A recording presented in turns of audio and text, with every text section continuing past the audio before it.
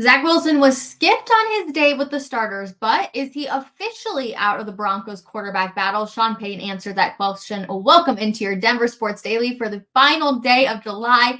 How is that even possible? Let's go. Taking you through your morning headlines, it's Denver Sports Daily with Rachel V. Hill.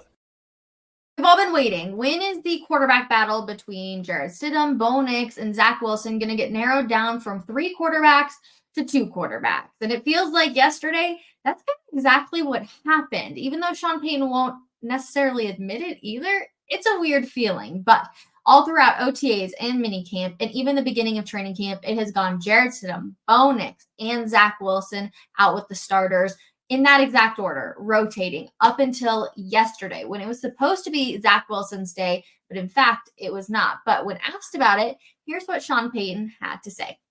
We're still, look, we've got a plan. In today was yesterday. Bo ran with the ones, Zach with the twos. Today, Stiddy was with the ones. So no news to announce there. I know you're looking for it, but. I know you're looking for it, but that's not what I'm going to give you if I'm Sean Payton, of course. But then when followed up with it also on Coffee Break today, I give you a little tidbit on that exact video that you just watched because technically Sean Payton was wrong. So make sure you tune in 12 p.m. today for me to give you all the details on everything in that nature. We dive into some other headlines as well. But when Sean Payton was asked follow-up questions about, okay, well, will we see Zach Wilson with the starters again? Here was his answer on that one. We'll see. Yeah. But just like I said, there's nothing to announce. Oh, man, oh, man, oh, man. Well, Zach Wilson, that's what it is. I don't think we're going to see him. And if we do, it'll be really interesting. And Sean Payton's going to definitely throw us a little bit of a bone. So I don't know. Zach Wilson officially out of it. You tell me and let me know in the comments if you think that is true. We did have our first fight of camp yesterday. And just like all camp fights, they're entertaining, they're fun, but do they really have all that extra oomph to them? Probably not.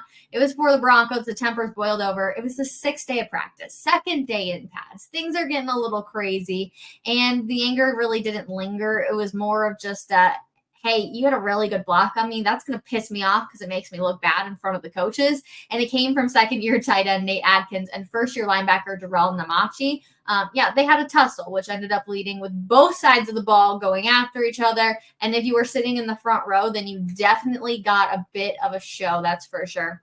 But essentially, Sean Payton says, we'll look at the tape on this kind of stuff, but he never wants to, stop that sort of fight, right? We're seeing guys who are obviously putting everything out on the line to hopefully make this roster.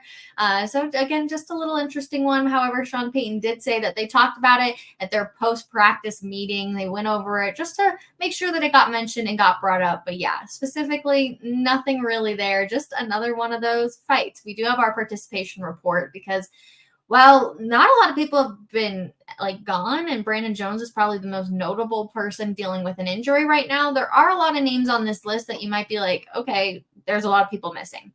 Defensive end, John Franklin Myers did not practice due to a death in his family. We do send our condolences to him and his entire family from the Denver sports team. We also have defensive lineman Angelo Blackson rotated in with the first team due to JFM Myers' absence. Talking about him getting the reps, getting the work in, and the experience. It's overall really good, and he's shown some flashes. That's what Sean Payton had to say about that one. Tim Patrick was finally back. We all remember how he had his vet day on Monday, so he was finally back out there after working on that side field on Monday.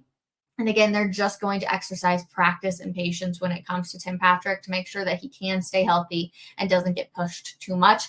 Now you might be like, well, what about Caden Stearns? What's happening from him as he continues to bounce back from injury? They're going to continue to ease him in after obviously dealing with that torn knee ligament. He's not there yet, but it's nice to see him on the field. That's what Sean Payton had to say, and I have to agree with that. Now, a new name that got added onto the list was Nick Benito. He was dealing with some back pain essentially, but Sean Payton did think that he would be back out at practice today on Wednesday, which is obviously a good sign. Now, Brandon Jones, we've talked about him. The most notable one is he's going to be sidelined with that hamstring injury for a few weeks. They're expecting at least 2 weeks. And then you also have interior offensive lineman Nick Garalio working out on the side field as well. So a bunch of stuff for sure happening with that participation list, but overall relatively, I don't want to say good news by any means because you never want to see anybody, but it's a lot of people that are just trying to bounce back and stay healthy coming back from injury, with just a few injuries obviously on that list.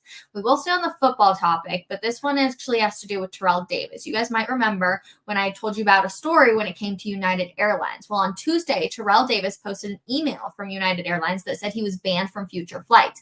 It says that he was banned from those flights until a review of the incident from earlier this month was complete. If you do not remember, yeah, here you go. So Terrell said, adding insult to injury, United not only had me removed from their flight in handcuffs, but placed me on their no-fly list after it was determined I did nothing wrong and was released. While my family and I continue to have difficult conversations with our children, I will continue to fight for what is right for all passengers of United. Please contact his law firm for any inquiries and please reshare this post. So, wow, first of all, obviously he goes on to post that entire thing, which you have to have a lot of respect for him, obviously wanting to continue that fight over and over again. But definitely just a little like, United, you literally came out and said that he did nothing wrong. I mean, there was a bunch of stuff that came with this story. He was flying, Terrell Davis and his family and his kids were flying from Denver to Orange County, which is where essentially his son asked the flight attendant for a cup of ice, and the flight attendant didn't hear him. So Davis tapped him on the arm to get the attention, and the man turned around and screamed, "Don't hit me," and then ran to the front of the plane. Davis recalls when the plane landed, 6 FBI and law enforcement agents boarded and put the ex-running back in cuffs and escorted him off of the aircraft, which already in itself is rather embarrassing because people know who Terrell Davis obviously is. He says, I was and remain humiliated, embarrassed, and powerless and angry. And I don't blame him in that nature. Davis says that the FBI apologized after hearing what happened, and he's yet to hear from the airline. This was back when this obviously came out. And then now we see this email saying that he is in fact banned from flying with United Airlines. Parker Steiner, who is Davis's attorney, said that Davis had not seen the email banning him until recently, which is why this is obviously coming out, and United Airlines has not commented on the situation. So yikes when it comes to United Airlines in this situation, but Terrell Davis obviously using his voice to make sure that the correct story gets out from his eyes. So on that note, we will head over to the NBA because the Denver Nuggets did some stuff. Let's go. So they have signed Spencer Jones to a 2-way contract. That's what Calvin Booth was up to on yesterday. So Jones, 6'7", 225 pounds, appeared in 146 games. He had 139 starts in 5 seasons at Stanford University. He averaged 11 points, 4.1 rebounds, 1.2 assists, and 1.1 steals while shooting 43.9% from the field. We saw him in roughly 28 minutes per game. Also, not too dang bad, but he did go undrafted in the 2024 NBA draft, ultimately leading to the Nuggets being able to sign him on this 2-way contract. So Nuggets obviously adding some depth at that forward position, and we'll look forward to seeing how that obviously looks. Heading over to the Paris Olympics now, because it has been so much fun to watch all of these things. I've been loving all of the events. However, I am not loving the fact that the U.S. is still not leading in gold. And in fact, they have dropped down now into 7th place, which I don't think anybody saw this coming. But they are still leading when it comes to total medals at 27. China still with 8 gold medals, obviously up there pretty well. But then just to give you 2 highlights that came from it, Simone Biles, they triumphed at the 2024 Paris Olympics, leading the Team USA to the gold medal in the women's team gymnastics event. Simone Biles becomes the most decorated U.S. Olympic gymnast ever, adding to her impressive collection of already 5 gold, 1 silver, and 2 bronze medals. We all remember when Simone Biles took that break to focus on her mental health. Well, her return has definitely showcased her resilience and determination, and she has a few more events that she will be competing in, which is the women's all-around final, which will be on Thursday, August 1st. We have events final day on the women's vault, which will be on Saturday, August 3rd, and then the women's uneven bars, which will be Sunday, August 4th. You also have the women's balance beam and floor exercise, which will be on August 5th. So there's plenty more in Simone Biles that you'll be able to catch. And we're excited to see her hopefully bring home some more gold. And then also, for the first time in 24 years, the U.S. Olympics men's soccer team has made it to the knockout round. So congratulations to them. The U.S. men secured their spot in the round of 8 with a 3-0 win over, oh my goodness, excuse me. Oh my goodness.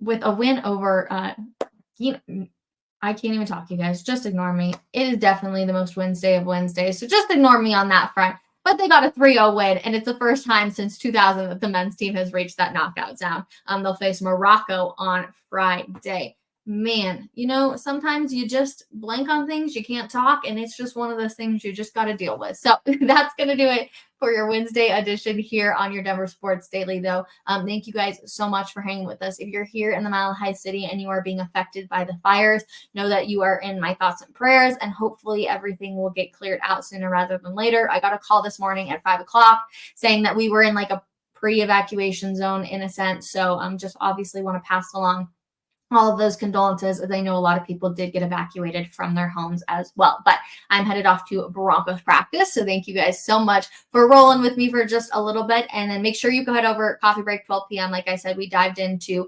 one of the little lies that Sean Payton, I don't know if he meant to tell us or if it just accidentally got spitted out or he just completely overlooked it. But we got something on that front, plus some of the other storylines coming out of yesterday's practice to get you all caught up to get ready for today's practice. So we will see you guys later and have a wonderful Wednesday. Bye.